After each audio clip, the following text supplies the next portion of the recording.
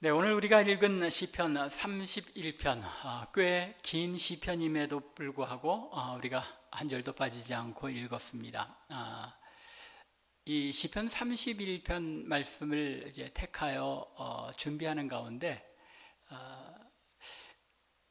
특별한 그런 생각들이 떠올랐는데, 가만히 이제까지 돌아보니까 아무래도 여러분들에게 성경 봉독하는 시간을 길게 하지 않기 위해서 짧고 유명한 시편들만 제가 설교해 왔더라고요. 그래서 시편 말씀들 가운데 이제는 조금 더 우리가 살펴보지 않았던 그런 시편들을 한번 살펴봐야 되겠다 하는 생각으로 31편 말씀을 본문으로 택하게 되었습니다. 이 시편은 여러분들도 잘 익숙히 아는 그런 시편은 아닙니다. 그런데 이 말씀을 준비하면서 살펴보니까 이 시편이 굉장히 많은 성도들에게 영향을 미치고 또 위로를 줬던 그런 시편 가운데 하나라는 것을 알게 되었습니다. 왜냐하면 우리가 잘 알지 못해서 그렇지, 오늘 이 시편에 담긴 내용들 중에 나중에 예수님께서도 이 시편 말씀을 인용하시고 사도 바울이나 또는 순교한 스데반 같은 경우도 내 영혼을 아버지께 부탁하나이다 하는 이 말씀처럼, 그리고 또 그 외에도 예레미야 선지자도 이 말씀 가운데 인용하였고, 여러 성경의 저자들이 또한 이 시편 31편의 내용들을 인용하며 이제 그 복음서를 기록하고 서신서를 기록했던 것을 볼 수 있습니다. 또 종교개혁을 일으켰던 마틴 루터 역시 이 31편 시편에 근거해서 로마서 1장 17절과 같이 강의하는 가운데 종교개혁을 일으키게 되기도 했습니다. 이처럼 우리가 익숙하게 잘 아는 시편은 아닌데 의외로 많은 성도들에게 영향을 미친 시편 가운데 하나라는 것입니다. 또한 이 시편이 많은 사람들에게, 또 이 시편을 묵상하는 많은 성도들에게 위로가 될 수 있는 이유 중에 하나는, 이 시편에는 깊은 염려와 근심, 큰 위기, 위협과 위기 가운데 놓인 성도가 어떻게 그러한 역경과 고난으로부터 벗어나서 소망과 믿음의 확신으로 나아갈 수 있는지를 잘 보여주기 때문입니다. 우리가 많은 구절 읽다 보니까 이 시편의 구조가 어떻게 되어 있는지 잘 구분하기조차 힘든 긴 내용들로 이렇게 엮여 있습니다. 하지만 그 가운데서도 분명하게 역경을 벗어나서 믿음과 소망의 확신으로 나아가는 성도의 삶의 비결을 이 시편이 우리에게 알려주고 있다는 것입니다. 그러므로 오늘 이 시편 31편을 살펴보는 가운데 우리의 삶에 주시는 하나님의 은혜를 우리가 분명하게 깨닫고 돌아갈 수 있게 되기를 바랍니다. 오늘 시편의 말씀은 믿음이 좋은 사람에게나 믿음이 부족한 사람에게나 할 것 없이 하나님의 백성에게는 항상 그 삶 속에 고난과 역경이 따른다는 사실을 우리에게 일깨워 줍니다. 시편 31편을 노래한 시인은 매우 믿음이 좋은 사람이었던 것이 분명합니다. 환난과 역경이 찾아오자 이 시인은 주님께 피합니다. 여호와께 피한다는 것이죠. 1절을 보면 여호와여 내가 주께 피하오니 라고 말씀하고 있습니다. 역경이 찾아오자마자 이 시인은 여호와 하나님께 피하였다는 것입니다. 또한 주님께 기도합니다. 하나님께 피할 뿐만 아니라 하나님께 기도하는 내용이 1절부터 4절을 보면 분명하게 나타나는데, 1절에서 보면 나를 부끄럽게 하지 마시고 공의로 나를 건지소서 하고 기도합니다. 또 내게 귀를 기울여 속히 건지시고 내게 견고한 바위와 구원하는 산성이 되소서, 하나님께서 나의 피할 곳이 되어주소서 하고 기도합니다. 또 주는 나의 반석과 산성이시니 그러므로 주의 이름을 생각하셔서 나를 인도하시고 지도하소서, 하나님께서 나를 인도하여 나로 하여금 주의 이름을 생각해서 이 모든 역경에서 구원하소서 하고 간구합니다. 그들이 나를 위하여 비밀히 친 그물에서 나를 빼내소서. 전부 다 기도죠. 희구형, 기도형으로 말씀하고 있습니다. 더 나아가서 시인은 하나님께서 자신을 속량하셨으므로 자신의 영을 하나님께 부탁한다고 5절에서 고백을 합니다. 내가 나의 영을 주의 손에 부탁하나이다. 진리의 하나님 여호와여 나를 속량하셨나이다. 즉 진리의 하나님께서 나를 속량하셨으므로 이제는 내가 내 영을 하나님의 손에 부탁합니다 하고 하나님께 의뢰하고 맡기는 겁니다. 역경 속에서, 위기 속에서 이 시인은 하나님께 찾아갈 뿐만 아니라 하나님께 기도하고 간구한 것입니다. 또한 우상을 섬기는 자들을 미워하고 여호와를 의지한다고 고백합니다. 이처럼 1절부터 8절이 그 내용을 보면 주로 기도의 내용인데, 이 내용에 나타난 표현들을 보면 이 시인은 아주 믿음이 올곧은 사람이었던 것을 느낄 수 있습니다. 그런데 이렇게 믿음이 좋은 사람이 지금 어떤 상황에서 기도하고 있습니까? 역경 속에서, 고난 속에서 하나님께 기도하며 간구하고 있는 것입니다.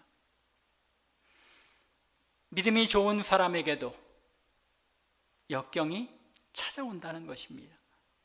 그 고난의 구체적인 내용이 무엇인지는 우리가 확신할 수 없으나 분명히 믿음이 올곧은 이 시인에게도 힘든 고난이었던 것이 분명합니다. 우리가 흔히 신앙생활을 하면서 착각하는 것 중에 하나가 믿음이 좋은 사람에게는 시험이 없으리라고, 고난과 역경이 없으리라고 생각합니다. 아니, 믿음이 좋은 사람에게는 더 이상 고난과 역경이 없어야만 한다고 생각하는 경향이 있습니다. 예수 잘 믿으면 불행 끝, 행복 시작이 되어야 한다고 믿는 것입니다. 이러한 오해, 이러한 착각은 어느 정도는 복음을 전할 때에 예수 믿고 복 받으세요 라고 말하는 그 전도의 방법에서 기인하고 있는 것이기도 합니다. 사실 예수 믿고 복 받으세요 할 때 이 복은 어떤 복입니까? 지난번 우리가 에베소서 강의 1장 3절부터 14절에서 살펴볼 때 뭐라고 말씀합니까? 모든 신령한 복. 예수 믿고 우리가 하나님의 아들들이 됨으로써 누리는 복은 이 세상에 그저 세상에서 조금 잠깐 행복한 그런 것이 아니라 영원히 누리게 되는 신령한 복이라고 말씀하고 있는 것입니다. 그런데 믿음이 없을 때에는 그 복이 이 세상에서 누리는 행복을 가리키는 정도로 착각하기 쉬운 것입니다. 물론 하나님께서 하나님의 백성이 이 땅을 살아가는 동안 물질적인 이 땅에서 생각하는 그런 복을 주시기도 합니다. 우리 모두 사실 그런 복을 누리고 있잖아요. 우리의 능력이 있어서 여러분들이 능력이 있어서 이만큼까지 빈손으로 오셔서 빈손으로 태어나서 이만큼 누리고 사시는 것입니까? 아니죠. 하나님께서 이 세상의 물질적인 복도 우리에게 주셨기 때문에 우리가 누리며 살아가고 있는 것입니다. 하지만 우리가 이런 복과 우리가 예수 믿음으로써 누리게 되는 모든 신령한 복을 우리가 착각해서는 안 된다는 것입니다. 마치 예수 믿으면 혹은 믿음이 좋으면 이 세상에서 아무런 고난이나 역경이 찾아오지 않는 그런 행복만 누리는 그런 삶인 것으로 착각해서는 안 된다는 것입니다. 사실 오늘의 시편이나 그 외에 많은 다른 시편들을 보면 믿는 사람, 믿음이 좋은 사람들이라고 해서 이 세상의 다른 사람들보다 고난과 역경이 적은 것, 고난과 역경을, 위기를 덜 당하는 것이 아니라는 것을 분명히 알 수 있습니다. 오히려 더 많은 고난과 역경에 처하게 되는 것이 올곧은 믿음을 가지고 이 땅을 살아가는 하나님의 백성들의 모습인 것을 알 수 있습니다. 시편이 총 몇 편인지 아십니까? 시편이 150편까지 있죠. 그런데 이 시편의 내용들을 분석해 보면 그 가운데 50편 이상이 고난 중에 하나님께 자신의 삶을 한탄하고 탄원하는, 하나님 도대체 이게 뭡니까? 내가 예수 믿는 사람, 하나님을 경외하는 사람인데 나의 삶이 이렇게 고난당하는 것, 어쩐 일입니까? 하고 하나님께 탄원하는 시가 50편이 넘습니다. 3분의 1 이상이 하나님께 탄원하는 시라는 것이죠. 그만큼 믿음의 삶을 살아가는 사람들에게는 많은 고난과 역경이 찾아온다는 사실을 이 시편 수치만으로도 우리가 알 수 있는 것입니다. 더욱이 이 시편 31편을 지은 사람이 누구입니까? 제목을 보면 우리 한글 성경에서는 이 제목을 따로 이렇게 처리해서 하고 있는데, 원래 히브리어 성경에서는 이걸 1절로 간주를 합니다. 그래서 이 1절에 해당하는 이 제목을 보면 다윗의 시라고 되어 있죠. 다윗이 지은 시, 또는 다윗의 그런 시의 형식에 맞춘 시라는 그런 의미가 되기도 합니다. 여하튼 다윗이 지은 시편이라고 우리가 알고 있는데, 우리는 흔히 다윗이 젊었을 적에나 사울에게 쫓겨다니며 핍박당하고 고난당하였지, 왕이 된 후에는 그래도 왕인데 무슨 고난이 그리 많았을까 하고 생각하기 쉽습니다. 성경을 조금 더 잘 아시는 우리 참빛교회 성도들께서는 왕이 되어서도 다윗이 고난을 당했지, 맞아, 밧세바를 범하고 나서 하나님께서 다윗을 이제 그 벌을 주셔서 하나님의 징계 가운데 아들을 잃고 고통을 당한 일이 있었지. 그리고 또 말년에는 아들 압살롬이 반란을 일으켜서 마음에 큰 상처가 되었지, 그런 고통을 받았어 하고 기억하실 것입니다. 그런데 오늘 이 시편, 다윗의 시편인 31편의 9절부터 18절의 내용을 보면 바울은 일평생 끊임없이 그리고 수도 없이 많은 고난을 당하며 힘들어했다는 사실을 알 수 있습니다. 9절부터 10절을 보면 다윗은 자신이 고통 중에 있으므로 은혜를 베푸시기를 간구합니다. 그러면서 내가 근심 때문에 눈과 영혼과 몸이 쇠하였나이다 라고 한탄합니다. 하나님, 내가 이 고통 때문에 그리고 근심 때문에 눈과 영혼과 몸이 쇠하여 견딜 수가 없습니다. 내게 은혜를 베푸소서 하고 하나님 앞에 한탄하며 호소합니다. 특별히 여기 10절에 내 일생을 슬픔으로 보내며 나의 연수를 탄식으로 보내며 라고 말씀하고 있죠. 내 일생을 슬픔으로 보냈다고 합니다. 나의 살아왔던 그 연한을 탄식으로 보내는 삶이었다는 것입니다. 전혀 의외죠. 이런 모습을 볼 때 아마 이 시편 31편은 다윗이 자기의 삶의 말년에 기록한 것처럼 보입니다. 그러니까 내 일생, 내 연수를 언급하고 있는 것이죠. 지긋이 나이가 들어서 고난과 역경으로 점철된 자신의 일평생을 돌아보며 기록한 시편으로 생각되는 것입니다. 더욱이 이어지는 이 고난의 종류에 대한 다윗의 언급을 보면 이 사실이 더욱 분명해 보입니다. 이미 언급한 4절에서는 저들이 비밀이 친 그물이라고 표현을 합니다.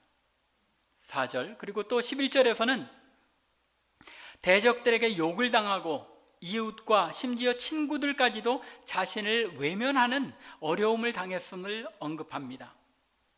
특정 사건을 암시하지 않고 자신이 당한 모든 대적들과 이웃, 친구들을 언급하고 있는 것을 볼 때에 다윗이 이 고난들을 나중에 생각하면 특정한 고난이 아니라 내가 당한 고난들이 이런 카테고리, 즉 원수들이 그물을 치고 나를 올무에 빠지게 하려는 이런 일도 있었고, 또 나의 친구들이 또는 이웃이 나를 비방하고 또 대적들에게 욕을 당하면서 외면당하는 그런 일들도 당했다고 언급하고 있는 것입니다.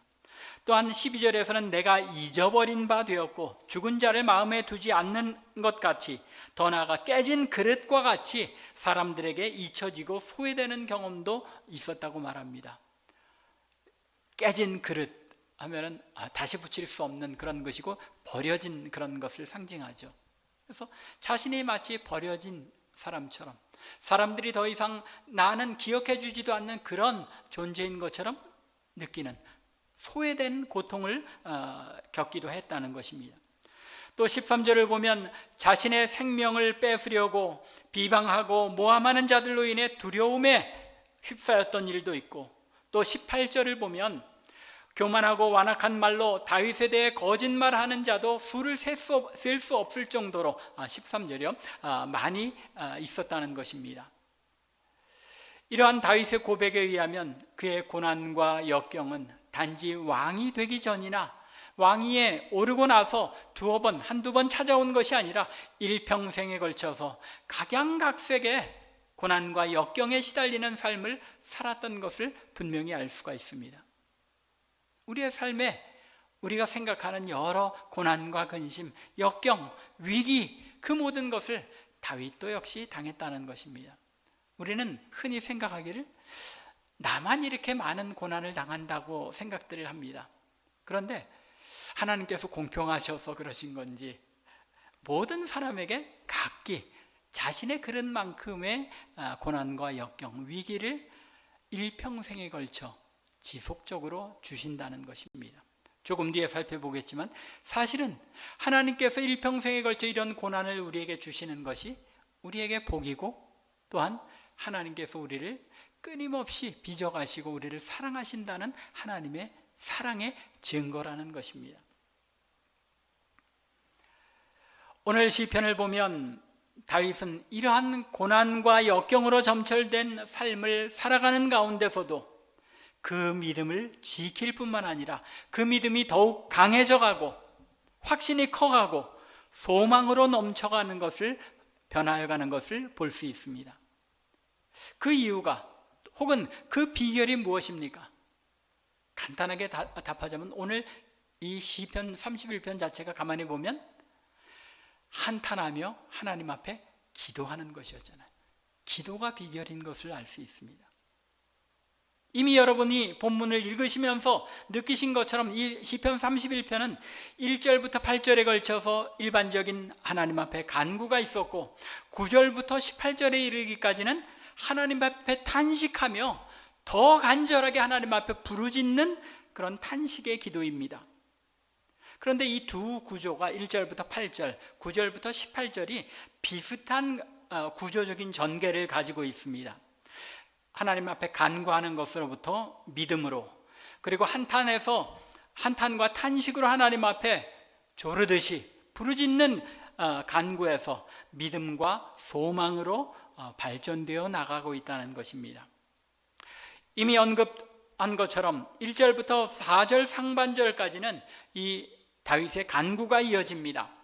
나를 부끄럽게 하지 마시고 주의 공의로 나를 건지소서, 나의 산성이 되어 주소서, 나를 인도하고 지도하소서, 나를 그물에서 빼내소서.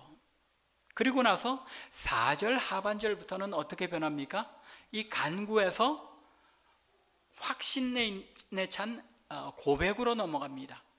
뭐라고 고백합니까? 4절 하반절에서 주는 나의 산성이시니이다. 또 5절에 가면 나의 영을 주의 손에 부탁하나이다. 여호와께서 나를 속량하셨나이다. 하나님께서 나를 구원하셨기 때문에 내가 내 영을 하나님께 부탁드립니다. 또 6절에 가면 내가 여호와를 의지하나이다. 확신에 찬 고백으로 넘어가고 있는 것입니다. 그리고는 7절과 8절에서 이러한 믿음과 신뢰의 이유를 설명합니다.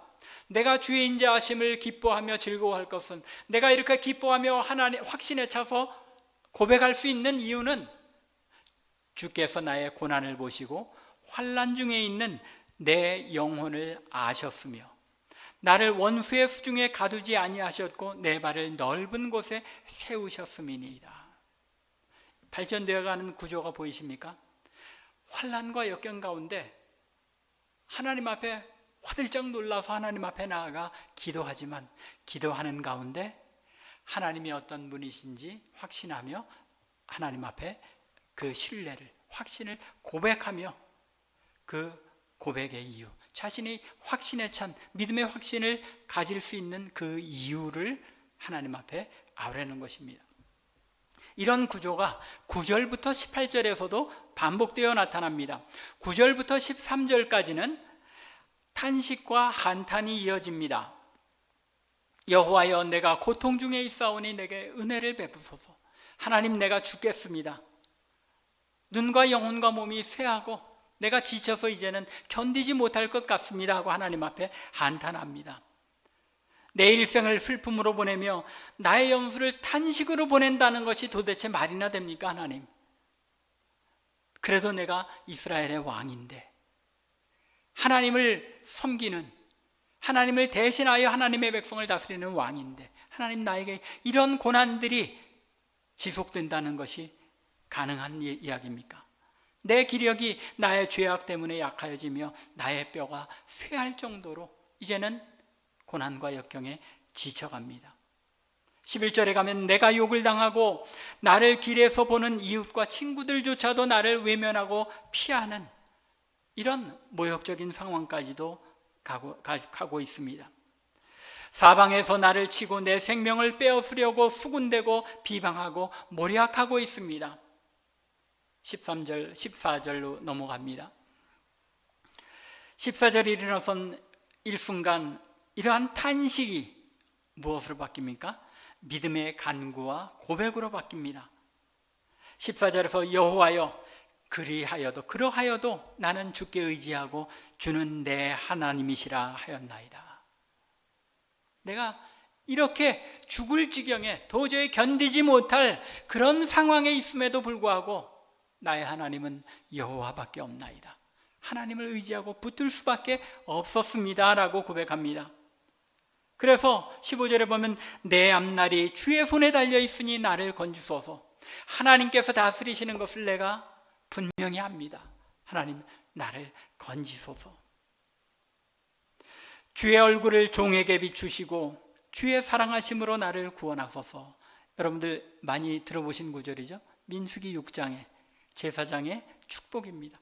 하나님의 그 얼굴을 나에게 비추어 주시는 그런 영광의 복을 누리게 하시고 하나님의 사랑으로 나를 구원하여 주소서. 나를 부끄럽게 마시고 악인들을 잠잠하게 하소서. 거짓 입술이 말 못하는 자가 되게 하소서.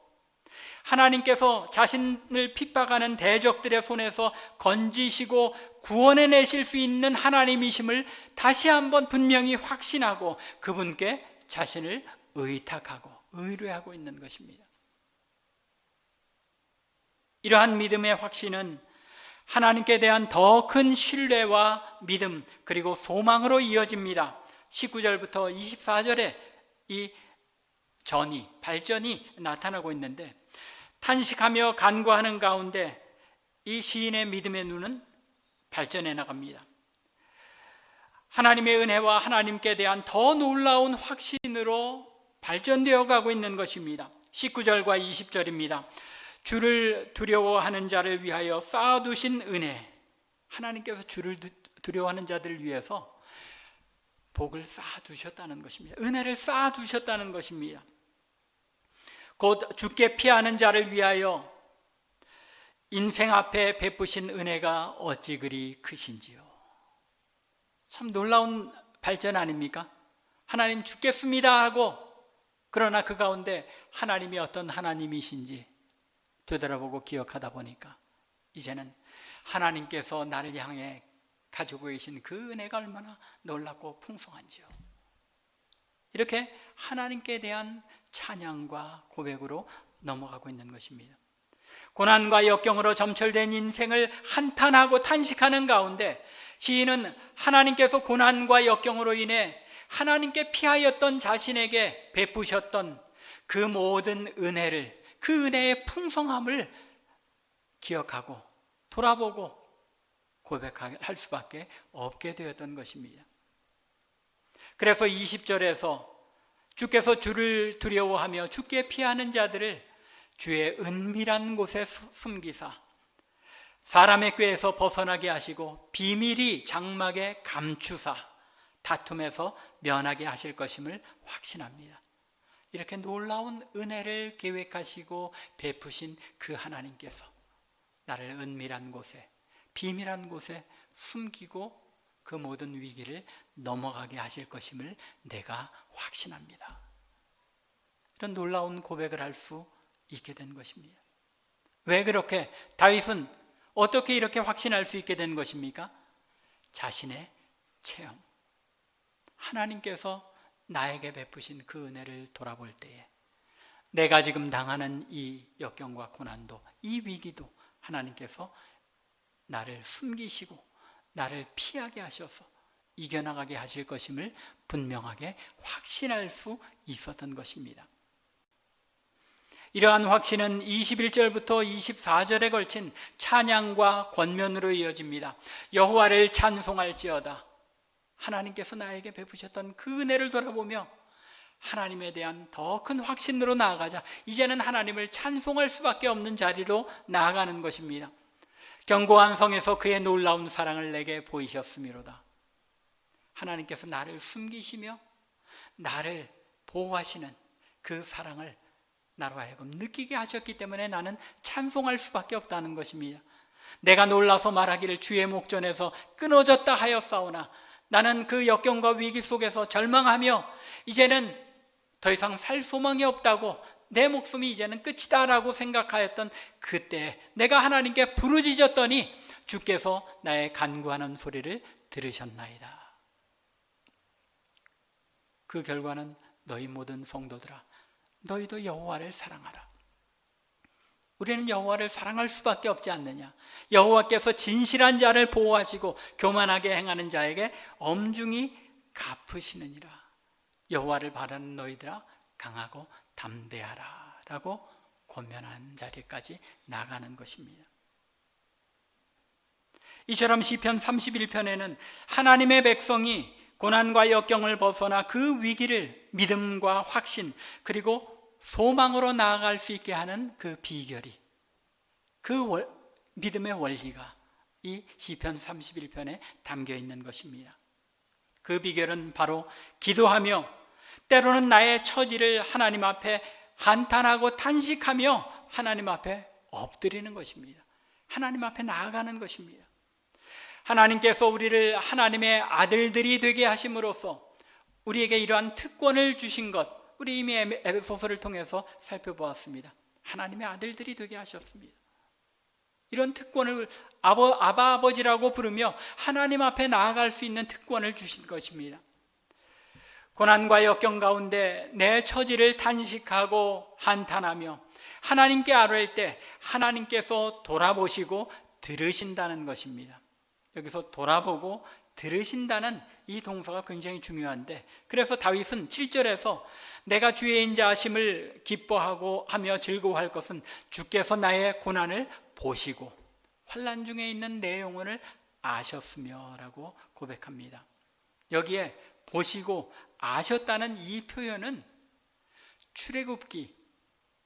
출애굽기에 자주 등장하는 표현입니다. 출애굽기 3장 7절을 보면 하나님께서 이렇게 말씀하십니다. 여호와께서 이르시되 내가 애굽에 있는 내 백성의 고통을 분명히 보고 그들의 감독자로 말미암아 부르짖음을 듣고 그 근심을 알고 보고 듣고 아셨다고 말씀합니다. 그런데 이 앞에 출애굽기 2장 마지막을 보면 저들이 라암세스를 짓느라고 그 성을 짓느라고 고난당하며 하나님 앞에 부르짖게 되었을 때 하나님께서 저들을 기억하셨다라고 말씀합니다. 기억하셨다. 이 하나님께서 우리처럼 가끔 깜빡깜빡 하셔서 생각이 안 났었는데 저들이 부르짖으니까 기억하셨다는 말씀입니까? 아니죠. 저들이 부르짖을 때에 하나님의 마음에 변화가 일어났다는 것을 기억하셨다라고 표현하는 것입니다. 저들이 부르짖을 때 그들의 고통을 하나님께서 보시고 듣고 아셨다는 것입니다. 이미 아시는 하나님이시지만 그 하나님의 마음에 저들의 부르짖음으로 말미암아 변화가 일어났다는 것입니다. 하나님께서 고난을 보시고 환난 중에 있는 내 영혼을 아셨다는 이 표현은 바로 하나님의 구원의 역사를 떠올리는 표현인 것입니다. 이러한 표현은 사실은 사사기에 가도 등장합니다. 하나님께서 이민족에게 고난받는 하나님의 백성들이 고난 가운데 부르짖으면 하나님께서 저들을 들으시고 저들의 고통을 아시고 긍휼히 여기셔서 누구를 보냅니까? 사사를 보내서 구원하시죠. 이것이 하나님의 백성들의 삶에 반복적으로 나타나는 어떤 패턴이라는 것입니다.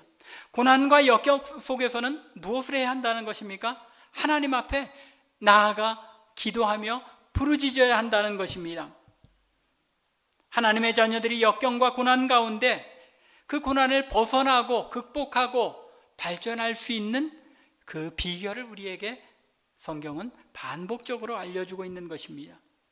그런데 오늘날 하나님의 백성들을 보면 저부터 시작해서 많은 그리스도인들이 자신의 고난과 역경, 염려와 근심을 하나님께 가지고 나아가는 일에 게으른 것을 보게 됩니다. 하나님께서 우리의 삶을 예정하시고 인도하신다는 신앙이 투철해서인지 아니면 여전히 하나님과 자존심 싸움을 하느라고 그러는지는 몰라도 하나님께 탄식하며 마치 부모에게 원하는 것을 조르는 아이처럼, 때를 쓰는 아이처럼 순수한 모습으로 나아가기를 게을리하고 있는 것입니다. 하나님께 어린아이처럼 있는 그대로의 모습으로 나아가 아뢰을 때에 거기에 하나님의 은혜가 있는 줄로 믿으시기 바랍니다. 그렇게 하나님께 의지하며 있는 그대로의 모습으로 탄식하기도 하고 조르기도 하며 나아갈 때에 하나님께서 하나님이 어떤 분이신지를 우리로 하여금 깨닫게 하시고 우리의 삶에 역사하신 그 하나님의 은혜를 돌아보게도 하신 것입니다.